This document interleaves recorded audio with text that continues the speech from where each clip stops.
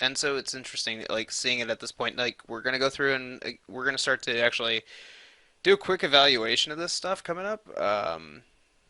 I cannot stress enough the importance of uh, evaluating this stuff and evaluating it often. Yeah, very important.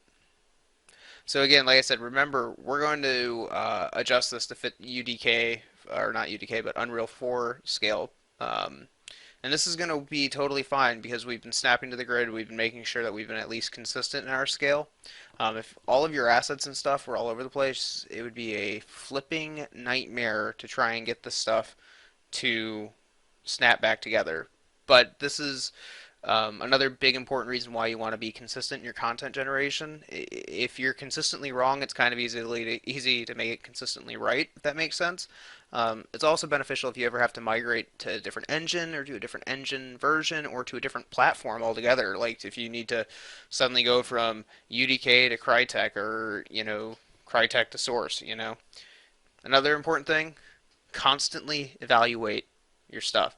Look at it. Again, we're just gonna tile the heck out of this hallway, so we're gonna get repetition and stuff. But this is important for us to start thinking about ways of breaking up the repetition. Start to think about assets that we're gonna need. And again, you don't really want to spend a ton of time at this point. You really just want to get your ideas out.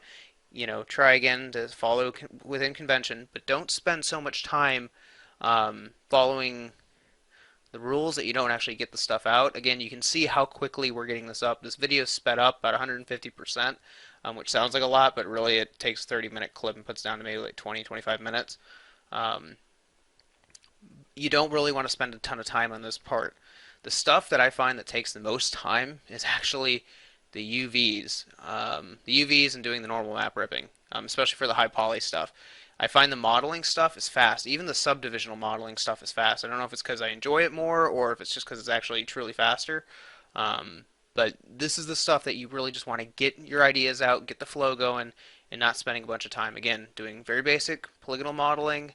Um, you know, don't have any reference. I have a bunch of I don't have like any reference concepts for this. I have a bunch of reference images like ships and that kind of stuff on the other monitor to just kind of get my brain flowing, thinking of different shapes and that kind of stuff. And I'll go through and flip and pause and look at other assets and that kind of stuff when I need to. But this is a really organic kind of fun time to be playing with the art and with the assets. And again, remember everything you build, everything you model, you got a UV. Okay, this is a little bit of a, I don't want to say a pain, but this is a little different than doing the CG stuff or the film stuff where you can get away with doing camera projections or you can get away with doing some shader tricks. Games are very, it's a good way to say it. They're not very forgiving.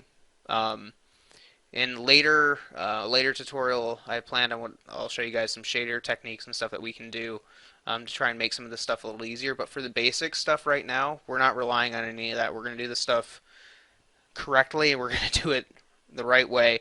Meaning, we're going to go through and we're going to unwrap everything. We're going to relax them. We're going to do all that stuff. We're going to stack the faces. We're going to kind of do the manual work. And again, it's important for you guys to see this stuff and to understand how it's done so you can figure out ways to cut corners and to make things faster and make things better and also make your own art better, hopefully as well. And again, I left a lot of the stuff in here of me going through and cleaning up art and troubleshooting stuff because if any of you guys have taken my courses before, you know that I am a big component of showing that nothing ever works out right the first time. There's trial, there's iteration, there's errors, and you learn and you pick up from that stuff. I'm not a big fan of just seeing stuff recorded and done once. It's not really how this stuff happens. It's not really how art goes, and I'm not going to hide any of that stuff from you. I've been doing this for a number of years now, and nothing ever goes right the first time. Except maybe making a sphere. With CG at this point, we can make a sphere. Whether we make that sphere totally correct all the time is debatable. Depends on what camp you're in when it comes to valences and that kind of stuff, which we're not going to get into in this class, so don't even worry about it. Spent a little bit of time here cleaning this guy up. But that's okay. That's okay. Like I said, we're gonna continue to play and refine with this, and then we'll get this into Unreal, get a quick contextual understanding of it, and continue right along with the process.